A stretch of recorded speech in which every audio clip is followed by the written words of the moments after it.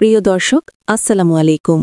আমাদের চ্যানেলটিতে প্রতিনিয়ত নিউজ ভিডিও প্রকাশ করা হয়, তাই লাইক, কমেন্ট এবং সাবস্ক্রাইব করবেন আশা করি। চলুন ভিডিওটি শুরু করা যাক। আজকের প্রধান সংবাদ, আবারও বেড়েছে ডেঙ্গুতে মৃত্যুর সংখ্যা।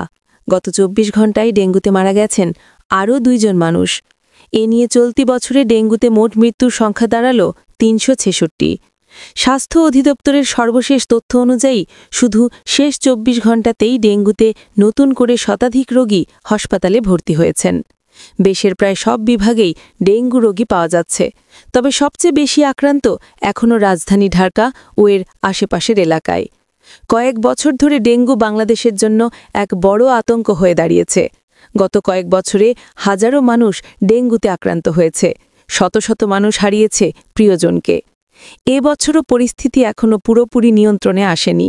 প্রতিদিনই নতুন নতুন রোগী যোগ হচ্ছে, বাড়ছে মৃত্যুর সংখ্যা। বিশেষজ্ঞরা বলছেন, শহরের ড্রেনেজ সমস্যা, বাড়ির আশেপাশে জমে থাকা পানি আর অনিয়ন্ত্রিত মশা এগুলোই ডেঙ্গু বিস্তারের বড় কারণ।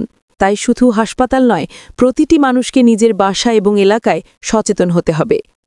প্রিয় দর্শক, নিজেকে আর পরিবারকে ডেঙ্গু থেকে বাঁচাতে কিছু সহজ কিন্তু জরুরি কাজ করতে হবে। বাসা ও ছাদে কোথাও যেন পানি জমে না থাকে। পানির ট্যাঙ্ক, ড্রাম, বালতি ঢেকে রাখুন। সকাল বিকেলে মশারি ও মশা তাড়ানোর স্প্রে ব্যবহার করুন। হঠাৎ জ্বর, শরীর ব্যথা, চোখের পেছনে ব্যথা এই লক্ষণগুলো দেখা দিলে দেরি না করে কাছের হাসপাতালে যান। নিজে নিজে ওষুধ খেয়ে সময় নষ্ট করবেন না। মনে রাখবেন, আপনার একটু সচেতনতায় আপনার পরিবার, বাচ্চা, প্রতিবেশী অনেকের জীবন বেঁচে যেতে পারে। ডেঙ্গুকে হালকাভাবে নেবেন না। এটা এখন বাংলাদেশের জন্য এক নীরব মহামারী। ডেঙ্গু নিয়ে এই গুরুত্বপূর্ণ আপডেট জানতে পারলে ভিডিওটি অবশ্যই শেয়ার করুন আপনার বন্ধুদের সাথে। কমেন্টে লিখে জানান আপনার এলাকায় ডেঙ্গু পরিস্থিতি কেমন।